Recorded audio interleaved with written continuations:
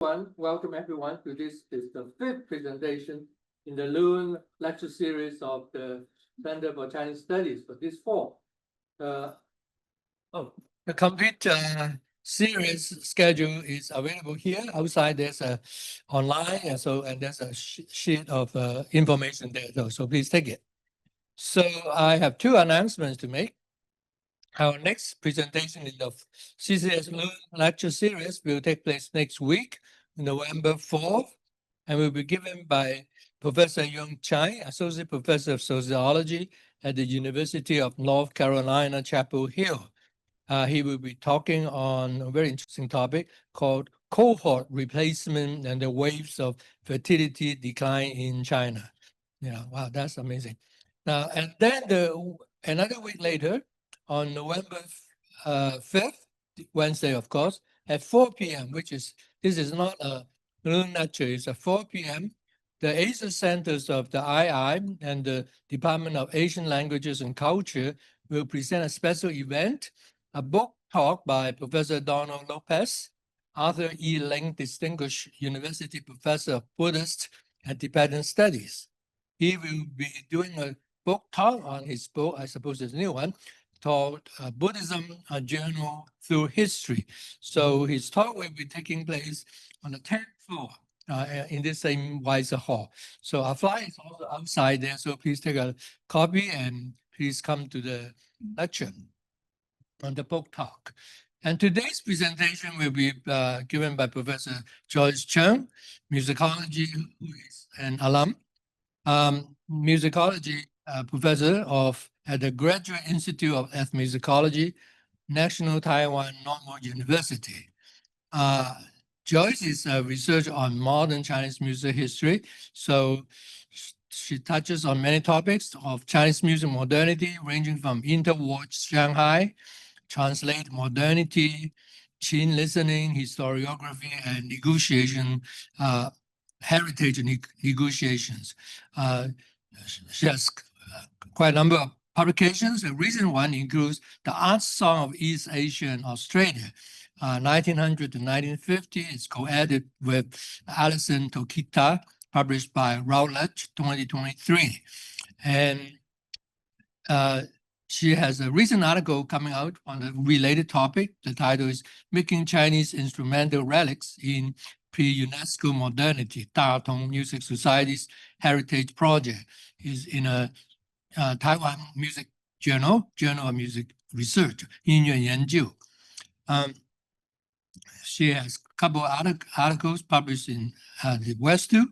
Article Riding the Wind with Mozart's Jupiter Symphony, the Kantian and Taoist Sublimes in Chinese Music Modernity, was published in Music and Letters in 2015. And actually that won the Roland Chow Prize in 2016. Please take a look at those things, are very interesting. Now, her latest scholarship is generated by her discovery of a set of musical instruments donated by the Datong Music Society to the Deutsche Museum in Munich in 1920s. So since the discovery, she has been working with collaborators in the German Museum to work on this collection of music instruments.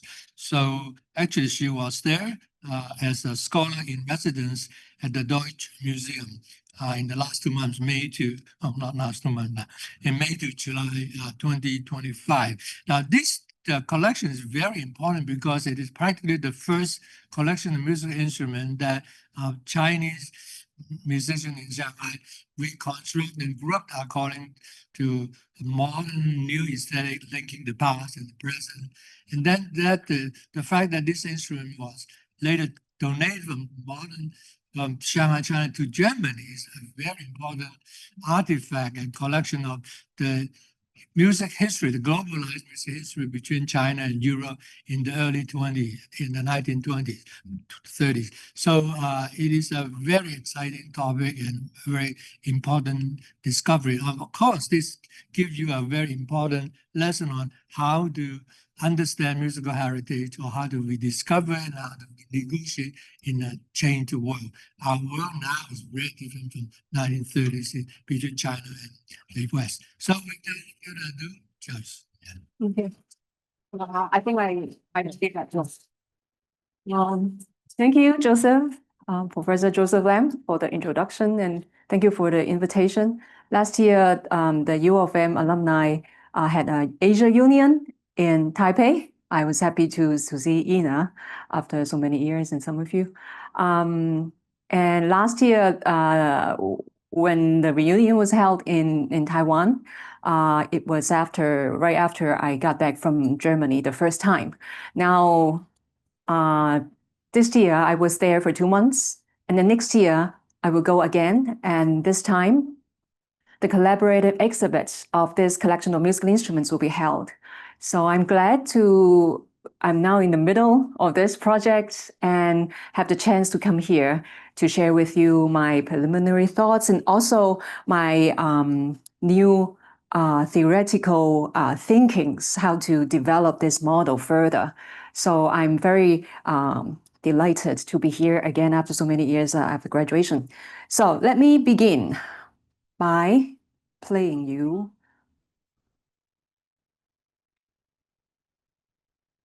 the opening of the piece 春江花月夜, translated as Spring River, a historical recording of the Datong Music Society made in the 1930s.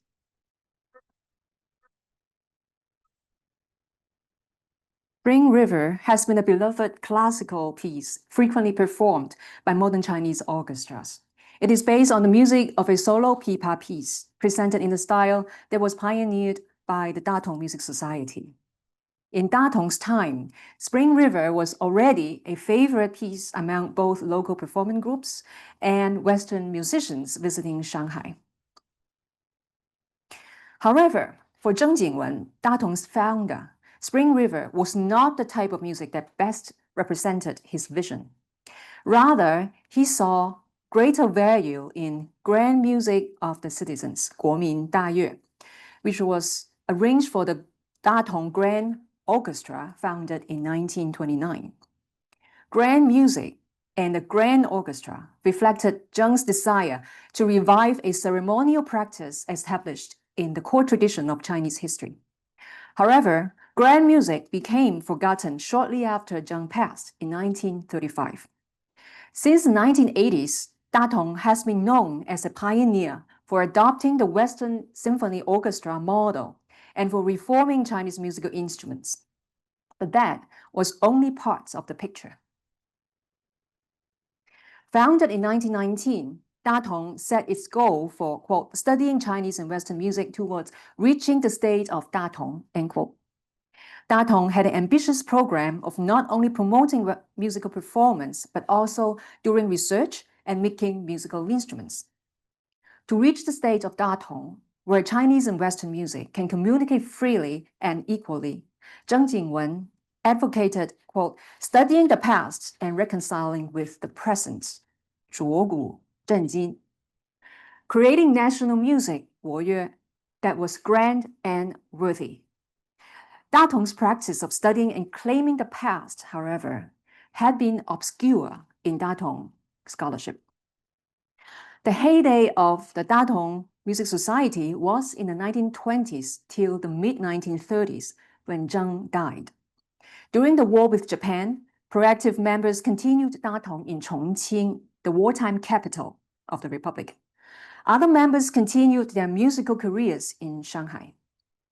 After 1949, during the communist process of nationalization, the instruments department of Datong was absorbed into the Shanghai Musical Instruments Factory No. 1 in 1958. Also, a few former leading members became teaching faculty at the conservatories. After the Cultural Revolution ended, memoir-styled studies that discussed the activities of Datong during the Republican period began to emerge. An essay by Lin Lü examines a few obscure musical instruments attributed to Datong. Only the photos survived, not the objects. 30 years later, in 2011, a large compendium of more than 170 pieces of musical instruments made by Datong was published. This book, compiled by Chen Zhengsheng and Shen Zhengguo, has been a crucial reference for understanding the forgotten work of Datong. Again, only the photos survived. Most of the instruments were lost. 2 years ago, in 2023, I discovered a set of Datong musical instruments in the Deutsches Museum, Munich. Through the help of Silke Berdox, curator and head of the musical instruments department at the museum, we confirmed the set was a donation by Datong, which arrived in 1926, a century ago. The collection is by far the only survived Datong instruments organized as a set. Both Chinese and German sources associated the instruments with ancient music, 古乐. The Chinese sources refer to the instruments as 古乐器, ancient musical instruments, or 仿古乐器, emulative ancient instruments. These newly found artifacts prompted reflections on the role of archaism and instruments making in Datong's program. Datong sought to display their instruments in museum exhibition, showing a technique in the curation of heritage common in our time. Inspired by the Munich collection, I theorize Datong's project of making and exhibiting ancient musical instruments as an invention of heritage. Datong's approach of heritage making not only highlights a sense of historical continuity with musical ancestors, but also features a struggle with history. In Datong's time, music history was an obscure and ambivalent subject. Cheung struggled to base his work in history, an approach that prompted him to examine the imperial sources of the late Qing dynasty, court orchestras. But he could not set the goal simply to revive the Qing, a Manchu regime that was just overthrown. Although Cheung consulted the Qing musical sources, his heritage project was founded upon reviving Yayue, a musical form accomplished in ancient time. In the following, I will first introduce Cheung Jingwen and Datong, focusing on what Cheung said and did that showed his commitment to reviving Yayue. Then I will talk about Datong's exhibition practice and the donation sets in Munich, followed by discussing exhibition as a practice of modernity and heritage curation. Before closing, I will explore Datong's model of heritage through making comparative observations. Cheung Jingwen was born to a literati family in 1872 during the reign of Emperor Tongzhi. Educated with classical learnings, Cheung earned a title in the provincial civil exam to further studies at the Qing courts. But he didn't really take this privilege. Cheung grew up playing different instrument music in the vernacular tradition of the Jiangnan area. His fascination with ancient music began when he learned to play the qin, the 7-string zither, which made him curious of ancient Yayue, the most admired form of music in the Confucian tradition. Cheung then ventured to research on Yayue in classical texts. The process, he said, was devastating, but would prompt him into a lifelong career in reconciling historical sources with living musical practice.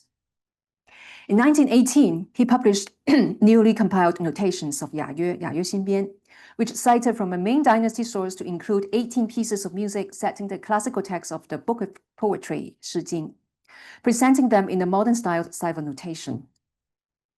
In the same year, Cheung founded Qinse Society, promoting the zithers Qin and Se that best embodied the Yayue tradition. When the May 4th movement broke out in 1919, Cheung responded by reforming the society, naming it Datong. The program of Datong Music Society was diverse, which consisted of units for not only research and performance skills, but also making musical instruments. About a decade later, Cheung published the book Chinese Music History, 中国音乐史 in 1929. In the preface, he included biographical accounts that foreground his interest in musical antiquity and Yayue. The book outlines 6 historical periods. beginning from the prehistoric age to the Qing dynasty, each characterized with a musical achievement. Maybe it's not here. Yayue was the earliest form of achievement in history. It culminated in the piece Shao, which was attributed to the Sage King Shun. In subsequent periods, the Yayue tradition underwent continued decline. Cheung's high regard of Shao and Yayue was commonplace in orthodox musical Confucianism, but Cheung did not simply retell the same ideal. Yayue was, for Cheung, the inspiration and goal of his music historiography. Chinese music history was a story about Yayue, its consummation and decline, and how it could be revitalized. He declared, quote, Yayue is the foundation of Chinese music. Anyone studying music should begin with Yayue, end quote. Meanwhile, Cheung recognized the importance of Western music and once taught modern school children to sing with the reed organ. He was struck by the similarity between the Chinese and Western identification of 12 pitches. Both, he believed, confronted to the natural law of sound. When Cheung heard about the utopian vision of Datong from Kang Youwei, that the world is on its way becoming Datong, he quickly related in musical terms. Sorry, I skipped that one. So this is a slide. Now I'm here. Okay. In Ban Wang's recent study of Chinese cosmopolitanism, Datong is translated as great community, a vision in which cross-cultural sympathy prevails. In Chinese history, Cheung noted that all establishments of the world will, quote, inevitably join together to realize the state of Datong, end quote. As a utopianist who was pragmatic, Cheung offered not only a nationalist historiography, but also practical materials for, quote, creating music of the world in the future, end quote. The appendices of the book offered such practical references. Two types of music are identified. First, ceremonial and functional music of the late Qing court, named as institutional music, 知乐. The second, living traditions of Cheung's time, which was named general music or popular music, in Chinese, in his term, 普乐. Cheung regarded 知乐 as worthy materials of representing the national character, 国民性, of modern China. He also recognized the refined repertoire of general music, or 普乐, and rejected only the Sizhu music performed in the variety shows, the 游乐会, which he thought was vulgar.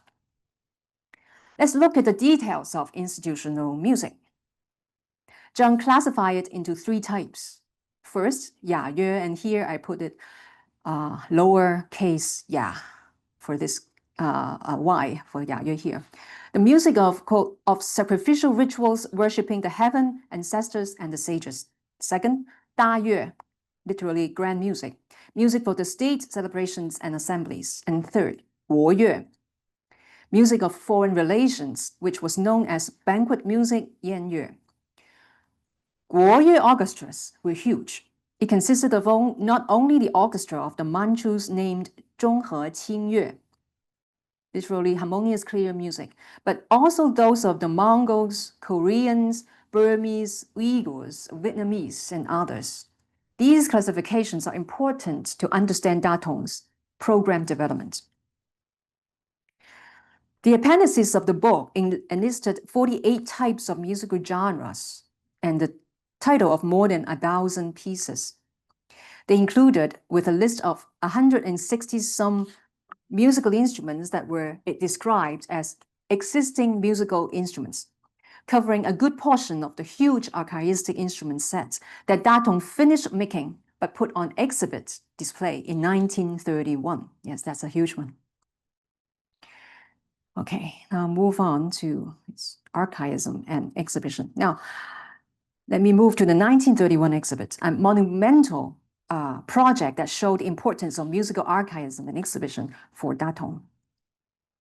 The exhibit displayed a set of 163 pieces of musical instruments recently made by Datong. Cheung knew the social power of modern exhibition and found a stable venue for the exhibit, the World Society, 世界社, which was founded in Paris, 1906, which was located in the French settlement of Shanghai.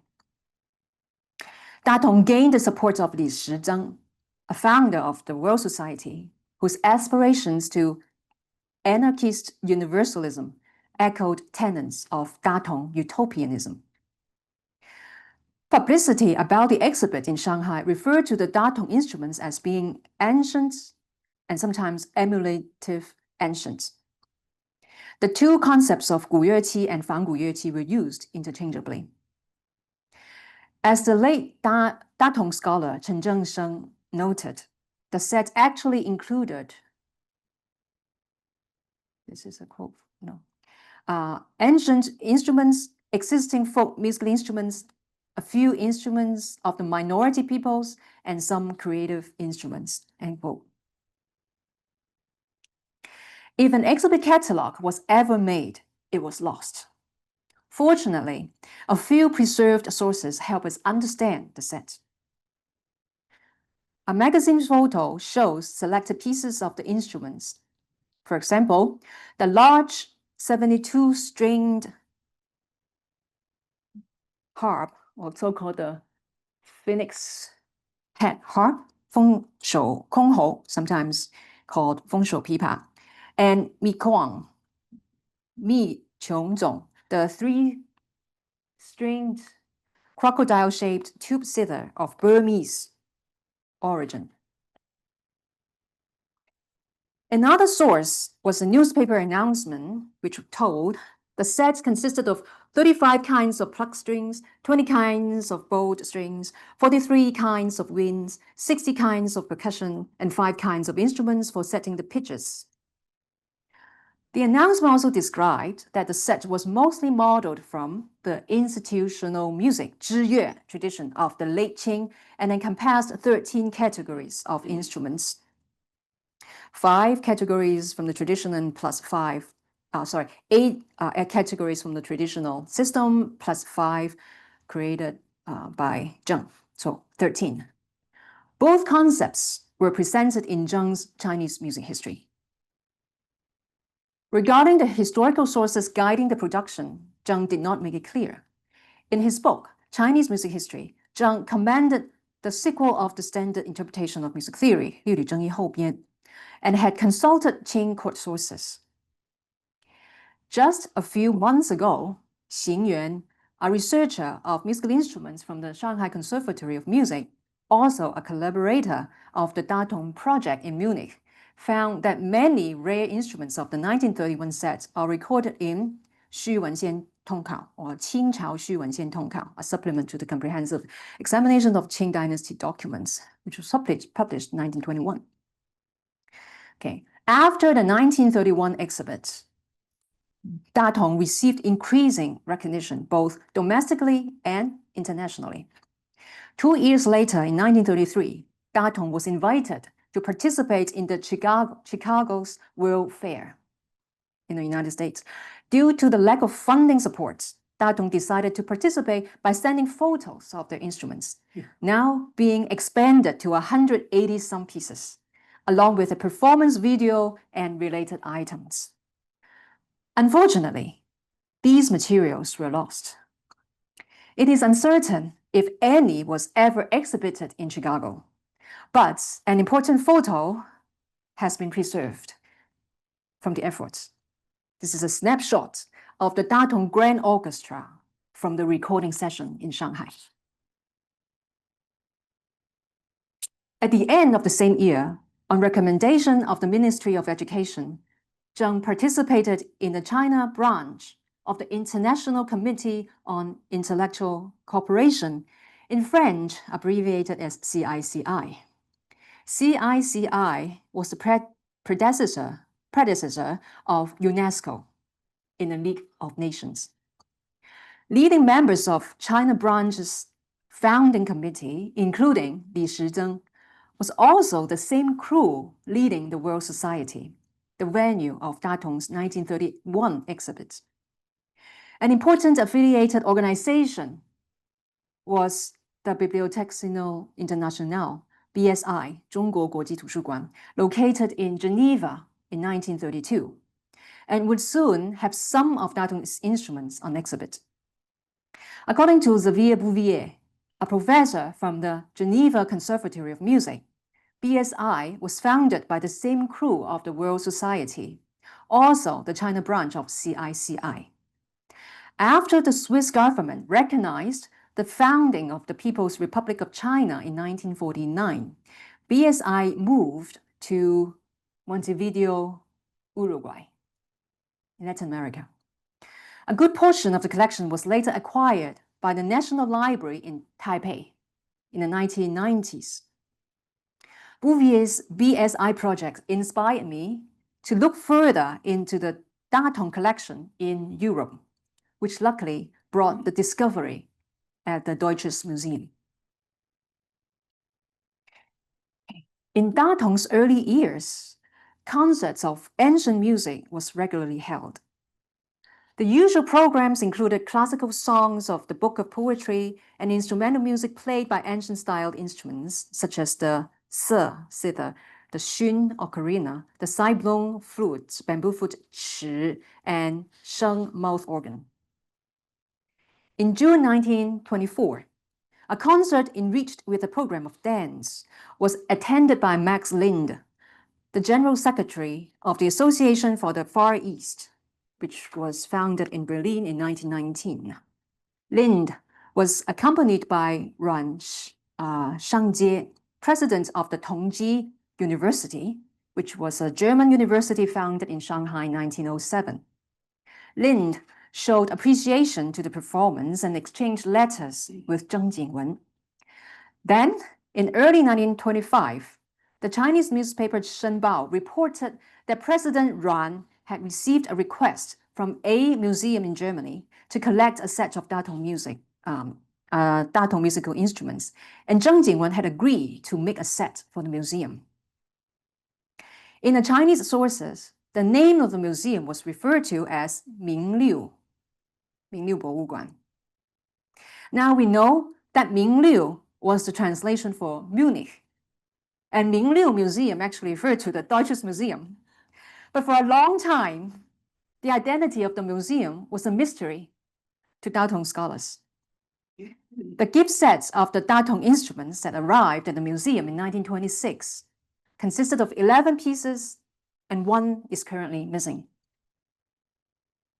Before the instruments was shipped in 1925, a magazine in Shanghai reported about the donation and included the photos and names of the instruments. But the set that arrived in Munich was not exactly the same. The arrived set includes, among the winds, there is a, I don't know if it's, okay, a sheng. This is the arrived set. The sheng, right? The xiao, the dizi or the di here, the xun, this ocarina, the chi.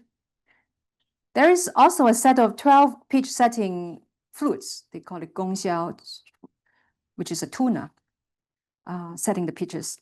The plucked strings include a qin and 2 lutes. One is called the 3-stringed hule, and then the other is a 4-string pipa, of an unusual style. The bow lutes, the bow fiddle here, in the Shanghai magazine is missing. There is also a percussion known as yun ao here, a resonating plate hung on a stand. Very unusual style as well. The large zither, which was supposed to be shipped, but never got there, or if ever shipped, was not on the arrival list. The pipa and the qin, this is pipa, this is qin, and here we have a pipa and qin in the Shanghai reports. They're different. They're not the same. because we see from the shape and yeah. Okay, similar to the monumental sets of the 1931, the donation sets of 1926 was also described as ancient musical instruments. But the model sources of these 10 earlier pieces, it's actually earlier than 5 years earlier than the 1931, right, are more obscure. We cannot find the exact sources. The exact same styles are not found even in the pictorial guide of Chen Zhengsheng and Shen Zhengguo. They underlined Datong's efforts of experimentation, which Joseph just mentioned, adjusting historical or extant models with creative features. Let me discuss the pipa in greater detail here. As you can see, the broad fretted fingerboard and the frets are different from the usual style. This is the usual style, resembling the guitar. The calabash shape of the resonator also differs from the usual pear shape. This is what they call it, pear shape.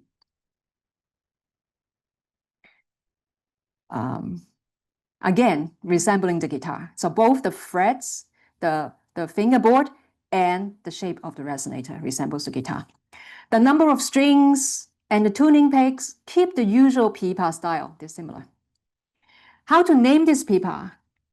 In my first assessment published in 1923, which Joseph mentioned, article in Taiwan, I tentatively named this instrument guitar-styled pipa. But last year, I found a newspaper source dated June 4th, 1924. So right year, right time, that suggested the name 直景琵琶. So I was staring at this picture, and I seemed to find something similar here. And then I see the name that's 直景琵琶. I don't know if that's... It's not sure whether Cheung selected pieces from this set from Munich, or the production team actually made new pieces for the Deutsches Museum. Perhaps it was a mix. These instruments have been preserved at the Deutsches Museum, along with their related correspondences and documents, which is great. The collection prompted reflections on Datong's intriguing notion of musical archaism, one that integrates the techniques of musical revival with creative reform. Besides the straight-neck pipa, the hule, yun'ao, and pitch-setting flutes also carried experimental features. The drives of revivalism and reformism may seem opposite to each other, but Datong embraced them both as having instructive values. One informing about ancient or ancient-styled artifacts, and the other about renewing them. This is my interpretation. Showcasing such instructive values, I theorize Datong's project as heritage making. So I'll move on to the next section. Although Cheung did not invoke the concept of heritage, he was a strong advocate of preserving the tradition of yayue in practical and modern terms. He worked with historical sources that could still be found. Presenting them tangibly, Datong's program fostered a sense of continuity with the nation's collective memory. The notion of ancient instruments loosely included the emulative style, which critics rejected as being fake antiques. 假古董, 没用. Datong's celebration of antiquity invoked wonders and connections to Chinese history.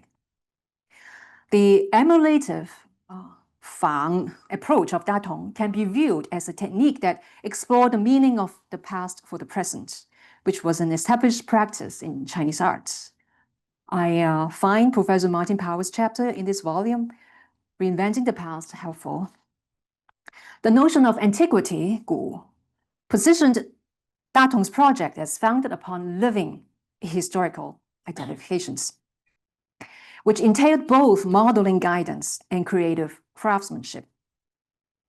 The Munich, the Munich collection powerfully relates Datong's archaism to the practice of exhibition. Indeed, Cheung expected the gift set to be in public display at the Deutsches Museum. As exhibited artifacts, these archaistic instruments invoked a sense of relics. Applied with the technique of emulation of the past, Datong's musical relics can be viewed as a historically informed celebration of the nation's musical heritage. It sent out the message that China does have a musical heritage, so to speak. Exhibition was a modern practice, a product of Enlightenment in Europe. The practice shaped the institutionalization of public museums, libraries, parks, and theaters in urban centers. Since the late Cheung, modern constructions such as schools and museums were all frequent venues for exhibitions in China.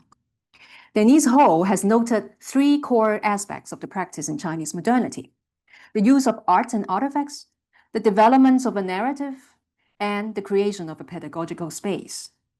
It is not sure if Cheung displayed any textual narrative on site, but his archaistic notion of gu and fanggu inscribed a sense of inheritance, promoting a space for the pedagogy of history as well as their meditation. The emergence of ancient artifacts exhibition was closely associated with the emergence of the concept national heritage in Chinese modernity. Related concepts such as gu wu, ancient objects, shiji, historic sites, and wenwu, cultural relics, began to circulate early in the 20th century. The Palace Museum in Beijing was opened to the public in 1925, the same year, allowing public viewing of the former imperial treasure collections. Cheung was, as an advocate of ceremonial institution and music, was well aware of the power of display, both in traditional sacrificial rituals and in modern pedagogical events. As Qin Shao noted, quote, "It was a small leap from mastering the arts of ancient ceremonies to learning the visual spectacle of modern exhibitions," end quote. Cheung demonstrated such an intimate relation. He discussed the meaning of sacrificial rituals, seeing the ceremonial presentation of plantation crops and offerings of animals at a designated communal place resembled the modern practice of exhibition, 展览会. Apparently, Cheung was well aware of the practical functions of food in its ceremonial and visual presentations, which just like music in his view. Datong's project of archaism and exhibition was successful in gaining support from sympathetic agencies. For foreigners who sought to understand Chinese ancient music and history, Datong practically appeared as the musical bearer of the Chinese heritage. In UNESCO's definitions, heritage involves, quote, "processes that provide living communities with a sense of continuity with previous generations and are important to cultural identity," end quote. Datong's artifacts of ancient instruments were meant to generate a similar sense of continuity, asserting a similar value of collective musical identity. In a theorization of heritage by folklore scholar Barbara Kieshenblatt-Gimblet, exhibition was an essential contributing process. She said, quote, "Heritage is created through a process of exhibition, as knowledge, as performance, and as display," end quote. Here, exhibition is elaborated as involving three interactive forces. Interestingly, echoes Datong's diverse program of musical research and learning, performance, and instruments display. Indeed, Datong's live performance of ancient music was an indispensable part of its exhibition of archaism. Cheung was peculiar about the types of musical repertoire Datong performed. He regarded most highly the repertoire of yayue. Here's the yayue, it's lowercase. But descendant form is not the same as the yayue higher case accomplished in antiquity. This is my attempt to distinguish between the two that he mentioned, but they're related descendant forms of the uppercase yayue. The yayue repertoire includes, for example, classical songs of the Book of Poetry and solo or duet music of ancient style ceremonial instruments. Spring River, which was played at the beginning, represented an artistic style. And the third type was the majestic style that characterized ceremonial repertoire arranged for the grand orchestra. It could be based on Qing ceremonial music. We have an example, Nao Ge, but we don't have the score, neither the recording. Or solo pipa repertoire, for example, Jiang Junlin. Grand music of the citizens, 国民大乐, was the representative work. Due to its ceremonial association, grand music was better than Spring River in realizing the ideal form of 雅乐 accomplished in antiquity. Okay, now I move to the last part, modeling Datong's heritage inventions, some comparative observations. And I got new ideas is still developing. Especially welcome your comments. In Datong's program, claiming musical elements of the past for new presentations applied to both the instruments project and concert performance. To see the approach as an invention of heritage underlines a theorization of Datong's engagement with the past. Datong's model envisioned an institutionalized program with instruments, concerts, research, and education reinforcing one another, underlining what we would today describe as sustainable development. When Zheng Jingwen passed in 1935, his plan for founding a training school was left unrealized. Nonetheless, Zheng has left us with a distinctive model, one that invites comparative dialogues within and across cultures. First, the early music revival movement that took place in Europe around the same time shared with Datong's revival interests. But the two engaged a different focus and approach. The movement focused on the period of the movement that focused on historical performance, sought to reconstruct a historically appropriate musical style. A key figure was Arnaud Dalmache, a French-born musician and instruments maker who led a career in England and left an influence in Boston in the United States. Dalmache prioritized historical fidelity as the goal, which included reenacting music as the composer had intended. Similar to Zheng, Dalmache was a practical and versatile musician who also made instruments of historical models. Both surveyed early music sources. However, Zheng did not approach a similar principle of historicism and authenticity. For Zheng, performing early musical sources and realizing the truthfulness of 雅乐 required interpretations with using current resources. When Zheng passed, many of Datong's ancient-style instruments were not given a chance to be performed. However, putting them up for exhibit was already an achievement in the pathway. Okay. The second case of comparison is the approach of Huaigu, or reminiscing the past, theorized by Professor Joseph Lam, our Joseph. Drawing from a group of creative literatis' interactions and expressions, Lam's Huaigu addresses the difficulty of reconstructing historical music with sound, and offered a practical solution by admitting interventions of the musician's agenda and interpretive approach. Huaigu strikes a chord with Fanggu, or emulating the past, in Datong's archaism. Both value the past as sources of inspiration rather than the goals of authentic reenactments. But there exist differences.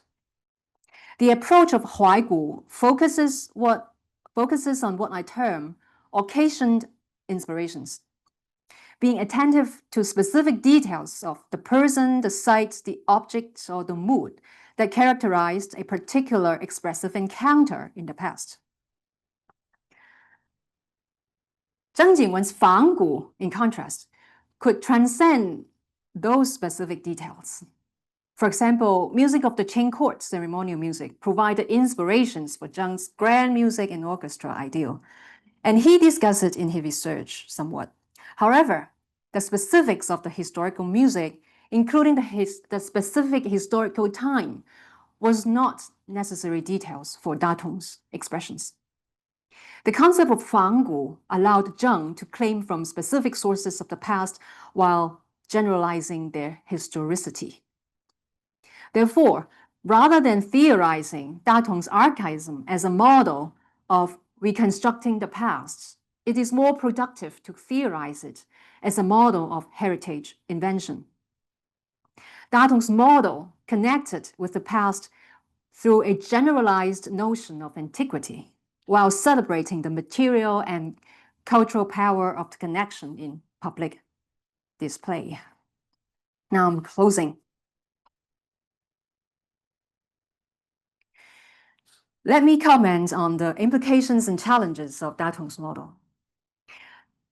The foundation of Datong's project was based on revitalizing Yayue. As Cheung discussed, Yayue underwent declines throughout history. If radiances of the Yayue ideal harmony had persisted, whether as remnants or shadows, it always required musical performance and instruments to capture the sounds and deliver their meanings. For that, studying historical sources and musical instruments were crucial. Cheung complained about the difficulty of accessing helpful historical sources and artifacts. Music history had been a challenge.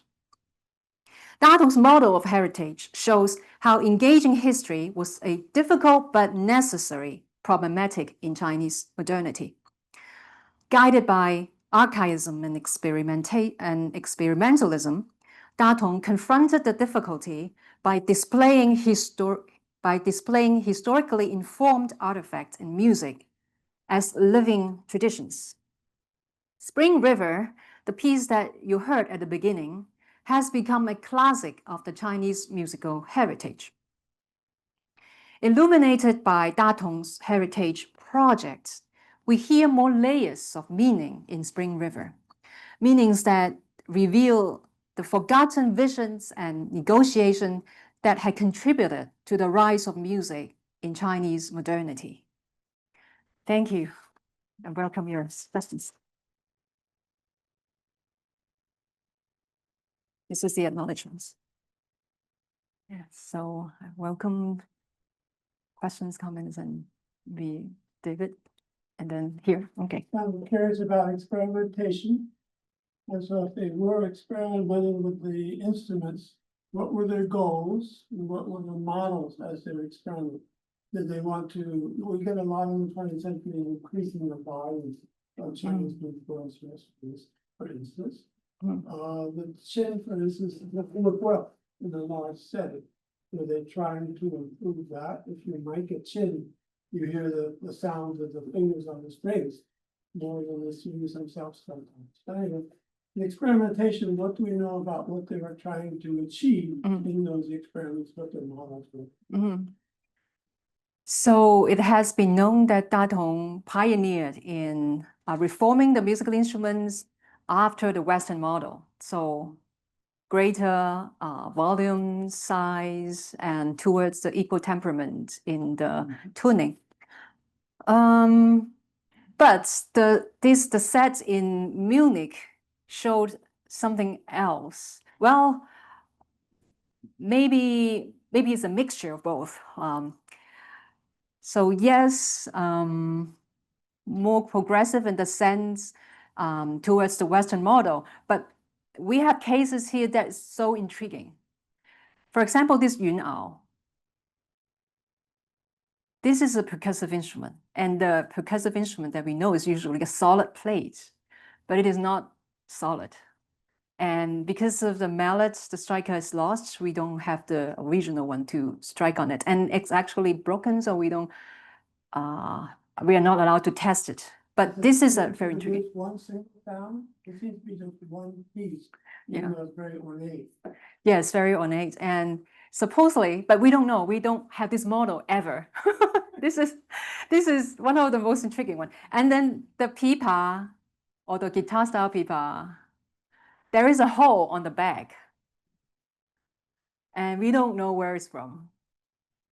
Well, with the hole on the back, suppose the sound comes out more loudly, but the hole is like towards the whole body, the player's body. So we don't know how much of the volume will be increased with this feature. I seem to have heard that I have to check. Maybe in Mongolia, there's a similar kinds of lutes with the or the matoqin in the past, or somewhat maybe not necessarily matoqin, but some of the Mongolian instruments, they have this whole it's connected to one's body. So they have to do this overtone singing and with this. So I don't know, I have to check, but this is a good question. Yeah, there's something you have to check. The sheng actually in the documents in this Shanghai report is called yu, or that's why earlier in my sources I name it as a yu. Yu and sheng are both mouth organs, and typically yu is bigger, but this one is small. It's smaller. So later on I rename it as sheng. So this is actually not. It's the opposite of making the sheng larger, right? But now we have so many. And this one has 17 tubes with 13 tubes that has the reed. So 4 tubes are, in Chinese, we call the yi guan, which does not make sound. So it's 13 tubes. So it's a small and traditional style one. So it seems that they are interested in the archaistic style at the same time, changing it and modifying it. So just these 2 days, I checked a source, the Qingdai Xu Wenxian Tongkao. There is a Mongolian lute called the Pao Qin, which looks similar kinds in shape, but does not use the python skin to cover the sound box. So they seem to also mix features with different kinds of model. So what is the goal? They want, this is a good question. So I have to speculate. They wanted to make it something new and try on. So, but we know a main purpose is to create this ancient style or ancient instruments for them to see before they can play and make music. So there is a mention by Zheng Jingwen that we don't have access to the instruments in the chain chords. I asked the government to allow us to see, but they didn't do it. So we just make it and see ourselves and how is it like. So it's really building towards this orchestra, but it's a long way to go before this can be realized, right? So they make it and then they display it and then they distribute it. But yeah, so I have a question, maybe the student at the back first. Yes. So I have questions. Maybe one is for considering the relationship between nationalism and cosmopolitanism. Nationalism and cosmopolitanism. Okay. At some point, you mentioned about their donors or persons of interest are involved in anarchism, and also there is this interesting attitude, I think, toward musical instruments from ethnic minorities. So I just wonder how these varieties are incorporated into their imagination of both of Chinese heritage, but also the Datong, which is cosmopolitan heritage, and how do they balance this? And my second question is about the relationship between Yayue and the more vulgar popular music. Sorry, 智乐 and 四竹, if it's a vulgar, that's the yes, 四竹. yes. So because I think the exhibition is a very interesting space. It's usually opened not only to the higher class, but also to the middle class, so the popular audience. And I just wonder, how does this recovery of tradition position itself in this relationship to the public sphere? So I'm specifically maybe thinking about the universal exhibition in Europe that is maybe more accommodating to some of the mass popular culture interests, which is actually not so elite. But yeah. they just want to appeal to these audience, like for commercial and for just entertainment and consumption. So I just wonder if there is any archive dealing with Datong. Yeah, so I begin with the second question first. Thank you. In terms of the class of these musicians, they're not actually from the so-called definite elites. The elites who taught at the National College or National Conservatory of Music didn't like this. Depending on how you define elite, right? We have the more westernized, modern styled music reformers promoting Western music. And traditionally, they are regarded as the elites, and they don't like this thing. Well, some of them don't like it. So Xiao Yongmei, the president of the conservatory, banished this as these instruments as fake, antique, 假古董. But the musicians, they could be like staff of the postal office. We know some of this. But Zheng Jingwen himself, financially supported by his family members, his cousins, who's wealthy enough to support a lot of what he's doing. So in that sense, maybe, yes, we also have the other side, culturally oriented, the other side who's wealthy and supported. So it's hard to really say this is representing the elite, because those staff working in the post office and or in the bank, for example, they are the educated, but there is a variety, a range of who they are. So in terms of the class, it's a little complex. Now, coming back to the first questions about the role of the minority, Zheng Jingwen himself, or like this publicities of the 1931 exhibit and also 1925, it's just, these instruments are just ancient styled or ancient musical instruments. Their ethnicity is not really mentioned, but he mentioned that in lectures, and some of them were published in Shenbao, the newspaper, the Chinese newspaper. But he didn't seem to really promote this blending of different ethnicities, not the top priority in his promotion. They are all grouped under the umbrella of ancient musical instruments. And that's why in my concept of heritage making for Datong's case, he's taking this as the Chinese heritage, but not saying this is the Qing court's heritage. It is our heritage. And there is a tricky relation between the non-Han ethnicities and the Han.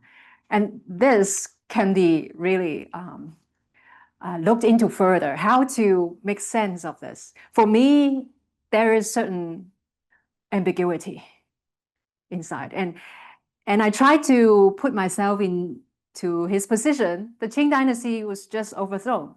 And people seeing him promoting these ancient instruments were already were criticized, because this is like the year of May 4th, 1919 was the year that he founded.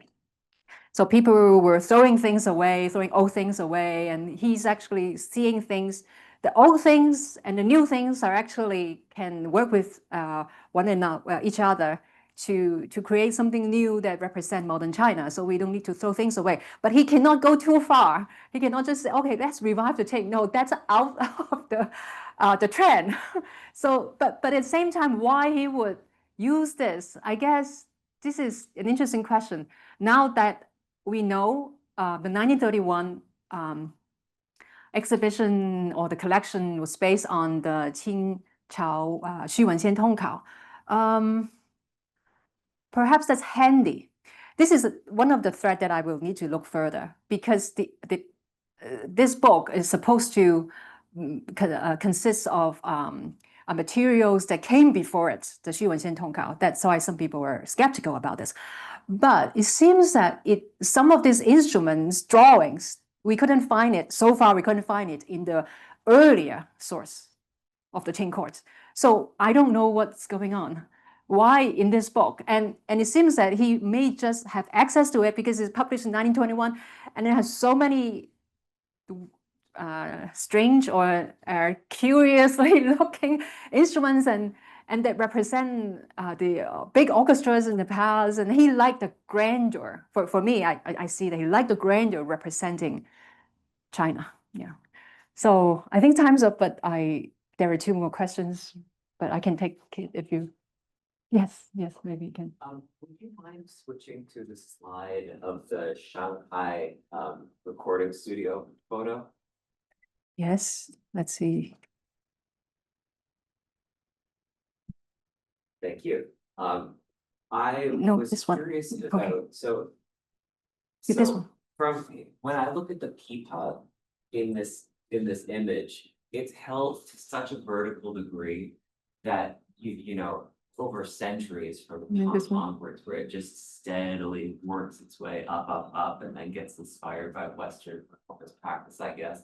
And I guess when thinking about Fanggu as an important concept, that seems to be applied to both repertory and materiality of instruments when they're trying to design these creative new pieces. This image doesn't exactly strike as seeing it applied to performance practice in any way. I mean, everyone's got sheet music in front of them. That's a huge no for traditional orchestral practice. So I guess I'm curious. I'm gonna assume that the wall decorations of what the recording studio is not them. The rest of it, usually the rest of it's probably them. Or by the studio, the photo studio, That's the what I mean. post-production. I don't know. I'm not sure because the Shanghai people are very innovative. So the photo studios, I'm not sure. Yeah, that I cannot say. Yeah. But anyway, I was curious. Oh, His writings, Fanggu extends to performance practice.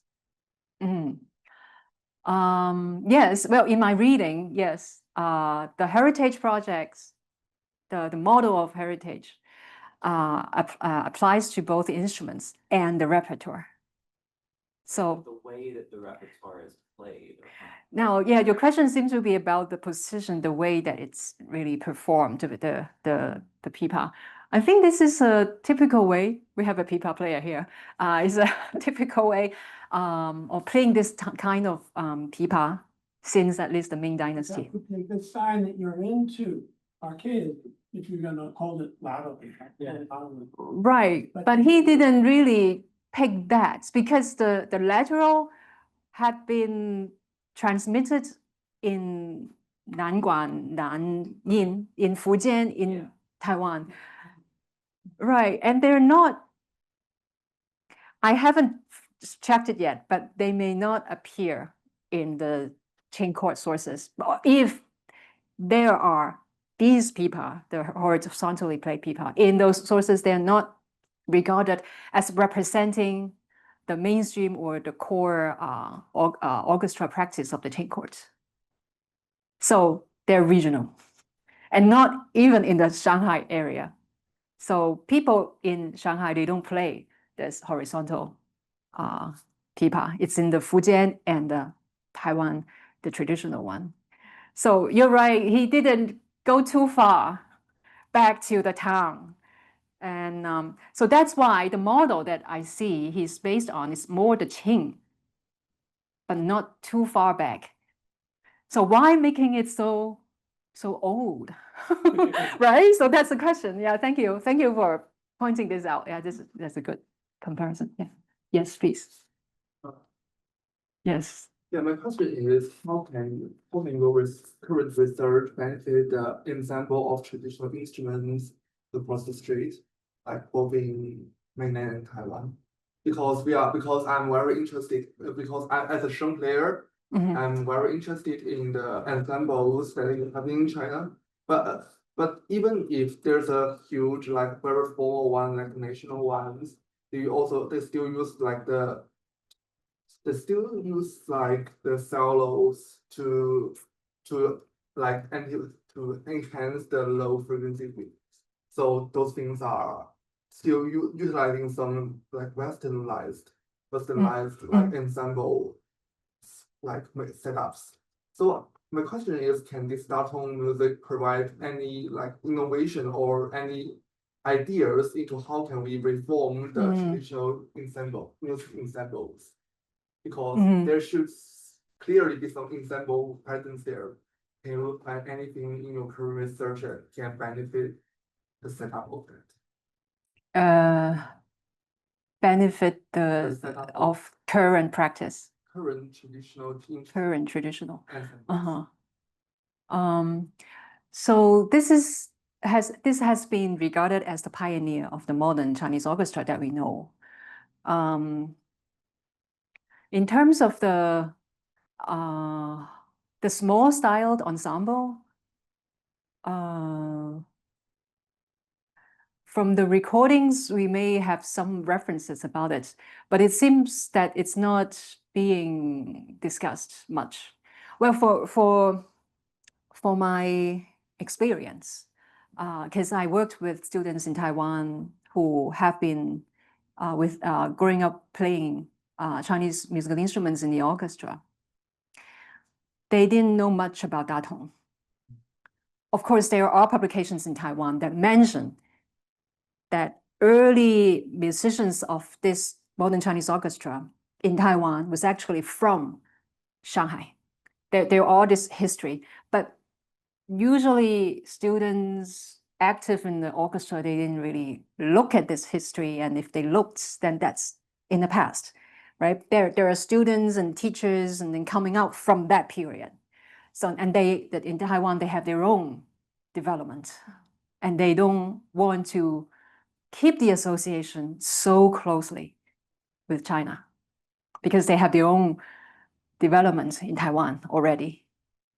Now, I introduced this to my students, and if I didn't have the discovery sets and the story from Germany, I don't think I can tell this story about Datong and they take notes. Now that I have a student who was interested, because he's interested in making film, we have a media group, so he's making this film for his graduation project. He said at the beginning, I really don't understand why this matters so much. These instruments, and it's in the past and it's not really related. But later on, he went to the museum with me and saw how these curators, German curators, are so interested now in musical instruments, and they compare it with the Western instruments, and they're so focused. And so he started to think about it. Is there something missing in his own training? So now he's totally open. Of course, another thing is we went to Shanghai and visited Mr. Shen Zhenguo. He has a studio who sometimes repair this old style pipa from the Ming or the Qing dynasty, and they make replicas. So there's so many these instruments in the studio, and then we talk about it and he talked about it. So he was very inspired by this too. So I think these are the changes that I see from my students. In terms of what this project can change the development or the music or the musicians, it is really up to them.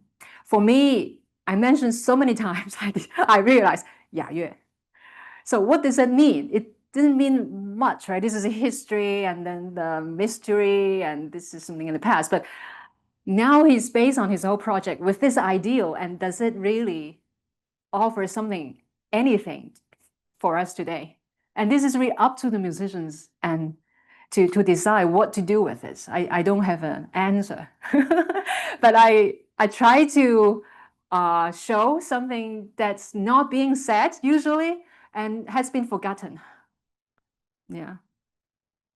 So thank you. Yeah, it's really nice to hear that question as a musician. Yeah, so I think it's time. So we have to close it. And so, all right. I'll be happy to, yes.